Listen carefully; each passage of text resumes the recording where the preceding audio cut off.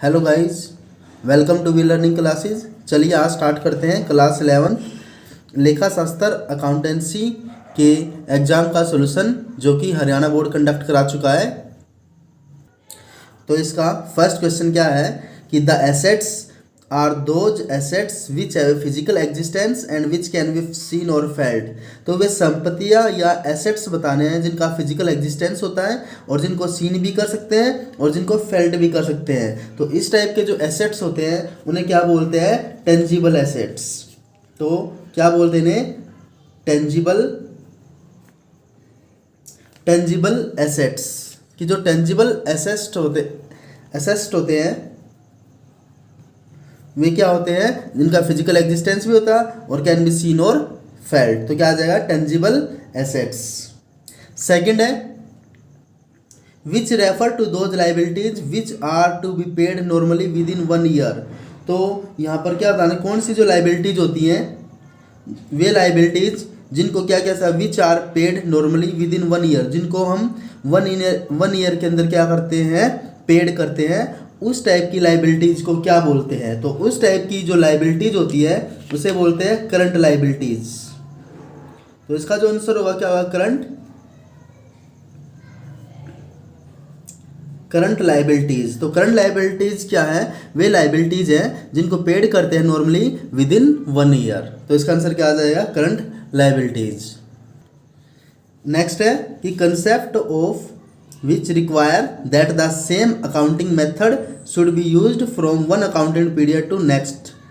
कि हमें यहाँ पर वो कंसेप्ट बताना है या वो प्रिंसिपल बताना है जिसकी रिक्वायर्ड होती है किसके लिए? That the same accounting method के लिए शुड बी यूज्ड। किसके लिए यूज किया जाता है? From one accounting period to next.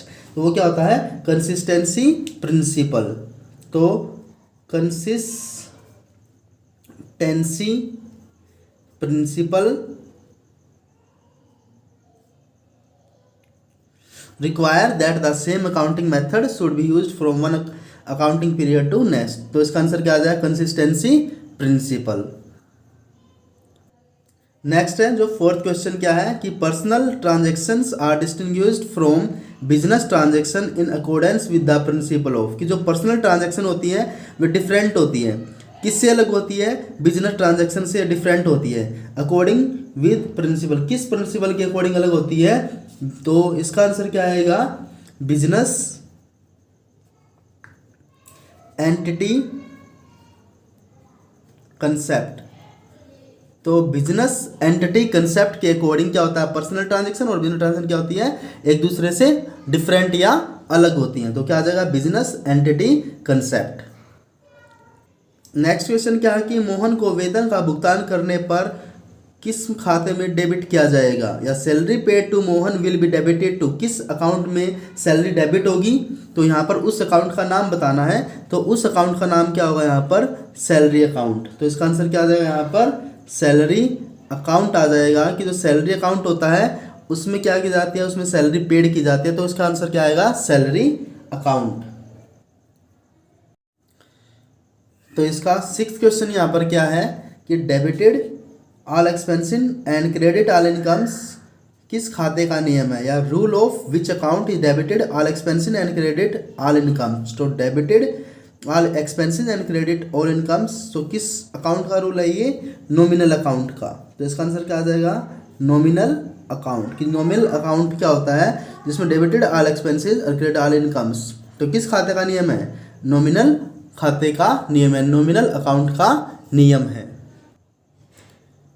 इसका जो सेवंथ या नेक्स्ट क्वेश्चन क्या है? When cash is withdraw from bank the entry in the cash book is called. कि जब भी क्या करते हैं हम बैंक से नकदी निकालने पर नकद बुक में जो प्रविष्टि की जाती है या उसके अंदर जो एंट्री की जाती है कैश विड्रॉ करने के बाद, तो उस एंट्री को क्या बोलते हैं? Contra entry. तो क्या बोलते हैं? कॉन्ट्रा एंट्री बोलते हैं। तो इसका आंसर क्या आ जाएगा?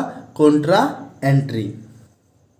नेक्स्ट है when a firm maintain a cash book it need not maintain which account in ledger. कि जो लेजर में किस अकाउंट को मेंटेन करने की ज़रूरत नहीं होती। तो इसका जो आंसर होगा कि कोई फर्म मेंटेन करते कैश बुक को तो इट नॉट मेंटेन तो यहाँ पे क्या आ जाएगा, सेपरेट बैंक, तो इसका आंसर क्या होगा, separate bank and cash account, cash account. तो इसका आंसर क्या, when a firm maintain cash book it need not maintain separate bank and cash account, तो उसकी नीड नहीं होती। नेक्स्ट क्वेश्चन है 9, 3 days added for calculating the date of maturity, कि 3 days add कर दिए जाते हैं कैलकुलेट करने के लिए date of maturity of bill of exchange are card. तो उस प्रोसेस को क्या बोलते हैं, तो उस 3 days को क्या बोलते हैं, डेज ऑफ ग्रेस बोलते हैं, डेज ऑफ ग्रेस। तो वो 3 days क्या होते हैं, डेज ऑफ ग्रेस होते हैं। नेक्स्ट है कि due date of bill of exchange drawn on 23 October 2009 for 3 months will be. अगर ड्यू डेट ये है तो 23 अक्टूबर और 2009 फॉर 3 months, तो उसकी कब आएगी, तो उसकी जो होगी ड्यू डेट कब होगी, तो उसकी होगी 25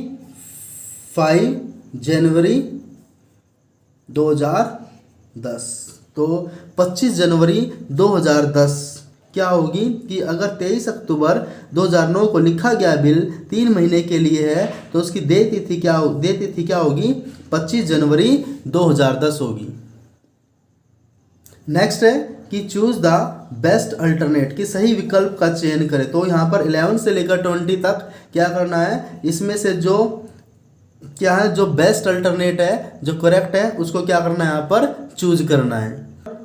तो यहाँ पर क्या करना है, बेस्ट चूज करना है कि इसमें से 4 ऑप्शन में से। तो 11th क्वेश्चन क्या है कि single entry system of book keeping is, तो single entry system book keeping is inaccurate, unsystematic, unscientific या ऑल। तो इसका आंसर क्या होता है, single entry system of book क्या होती है, इनएक्यूरेट भी होती है, अनसिस्टमेटिक भी होती है, अनसाइंटिफिक भी होती है। तो इसका आंसर क्या आ जाएगा, डी आंसर आ जाएगा, ऑल।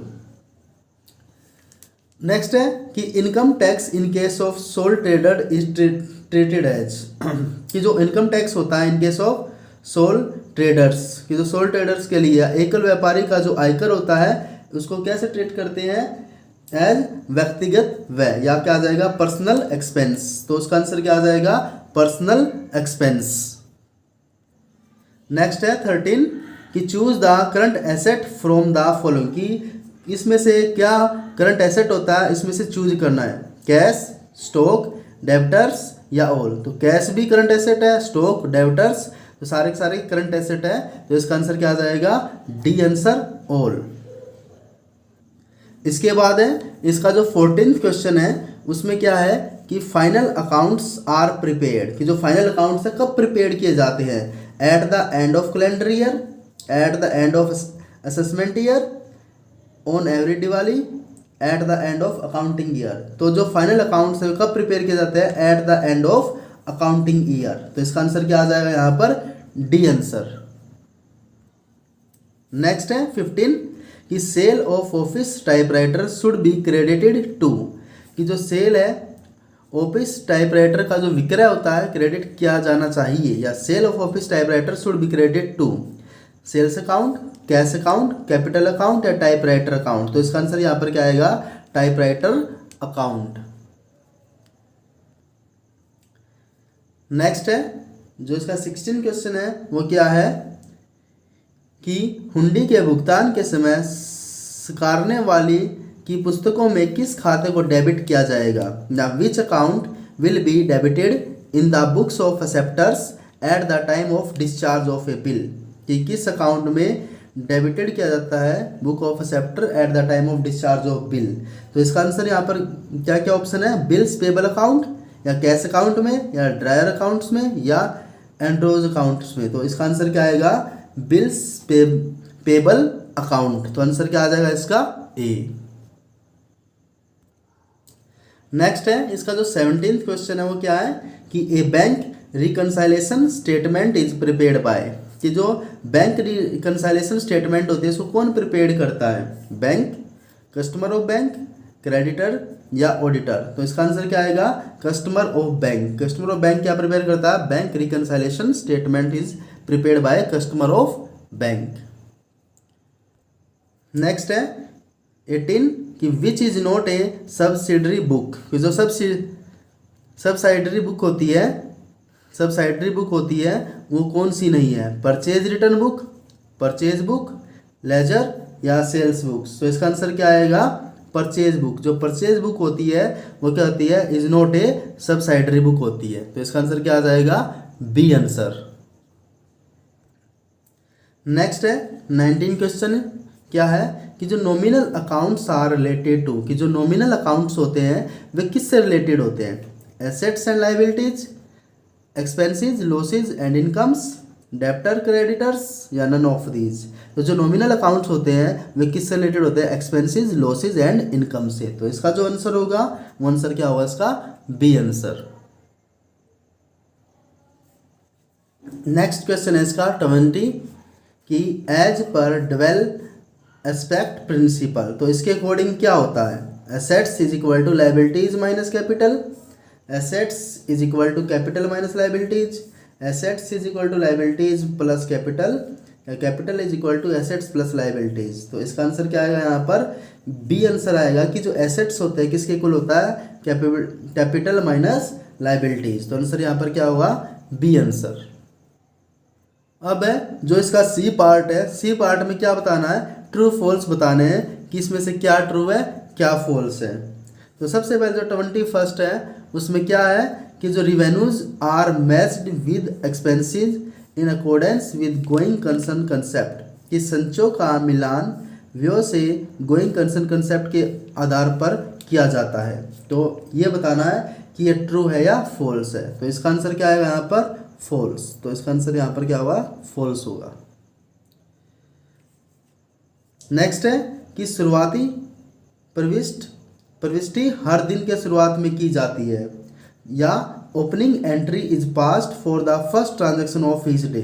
तो नहीं, तो इसका आंसर क्या आएगा कि नहीं, हर डेज नहीं होती। तो इसका आंसर यहाँ पे क्या रहेगा, फॉल्स रहेगा। तो इसका भी आंसर यहाँ पर क्या आएगा, फॉल्स।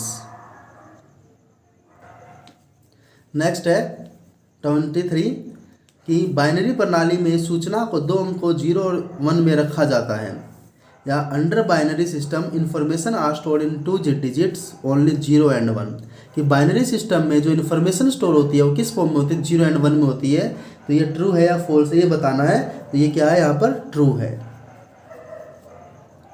नेक्स्ट है यहाँ पर 24 कि संपत्ति व दायित्व नगद पुस्तक के दो पक्ष हैं, या assets and liabilities are the two side of cash book. तो क्या आएगा इसका आंसर, नो। तो ये क्या है यहाँ पर, फॉल्स है। नेक्स्ट है 25 कि जो a contra entry appears on both sides of cash book, कि जो कॉन्ट्रा एंट्री होती है वो अपीयर्स होती है कहाँ पे, both side of cash book. तो ये बताना है यहाँ पर ये ट्रू है या फॉल्स है। तो कॉन्ट्रा एंट्री क्या होती है, बोथ साइड्स पे अपीयर होती है कैश बुक के। तो इसका आंसर यहाँ पर क्या आ जाएगा, ट्रू। नेक्स्ट है 26 तो कि मूल्यह्रास पद्धति में संपत्ति का मूल्य 0 तक कम हो जाता है, या in case of diminishing balance method the assets gets reduce to 0 level, कि जो एसेट्स होती है वो कहाँ तक मिल जाते हैं, रिड्यूस हो जाते हैं कहाँ तक, 0 लेवल तक। तो 0 लेवल तक कभी भी रिड्यूस नहीं होती। तो इसका आंसर यहाँ पर क्या आ जाएगा, फॉल्स। तो इसका आंसर यहाँ पर क्या होगा, फॉल्स होगा। नेक्स्ट है 27 कि जो AIS का अर्थ क्या होता है, कि अकाउंट में जो AIS डिनोट करता है, क्या डिनोट करता है, अकाउंटिंग इंफॉर्मेशन सिस्टम। तो AIS की जो फुल फॉर्म क्या है, अकाउंटिंग इंफॉर्मेशन सिस्टम है। तो ये यहाँ पर क्या है, ट्रू है। तो इसका आंसर यहाँ पर क्या होगा, ट्रू होगा। नेक्स्ट है 28 कि जीवन सुरक्षा प्रीमियम आहरण माना जाता है, या life insurance premium is treated as drawings. तो क्या है, यस। तो इसका आंसर यहाँ पर क्या आएगा, ट्रू आएगा। तो इसका आंसर यहाँ पर क्या होगा, ट्रू। नेक्स्ट है 29 कि बिल ऑफ एक्सचेंज एक शर्तीय आदेश होता है, या बिल ऑफ एक्सचेंज क्या होता है, एक कंडीशनल ऑर्डर टू पे होता है। तो कंडीशनल ऑर्डर ये क्या होता है, अनकंडीशनल ऑर्डर टू पे होता है, लेकिन यहाँ पे पूछा क्या गया है, कंडीशनल ऑर्डर टू पे, तो इसका आंसर यहाँ पर क्या होगा, फॉल्स होगा। तो इसका आंसर यहाँ पर क्या आ जाएगा, फॉल्स। नेक्स्ट है कि स्प्रेडशीट एक विशाल कागजी शीट के ऊपर प्रोग्राम है। The electronic spreadsheet is a type of program on a large sheet of paper. तो उसमें क्या होता है, लार्ज शीट्स ऑफ पेपर होती है, किसमें, स्प्रेडशीट होती है। तो ये यहाँ पर क्या आएगा, इसका आंसर क्या आएगा, यहाँ पर ट्रू आएगा। तो इसका आंसर यहाँ पर क्या होगा, ट्रू। तो स्टूडेंट्स, अगर ये वीडियो आपको पसंद आए तो लाइक शेयर एंड सब्सक्राइब करना ना भूलें, ताकि नेक्स्ट वीडियो आपको इजीली प्रोवाइड की जा सके। Thank you.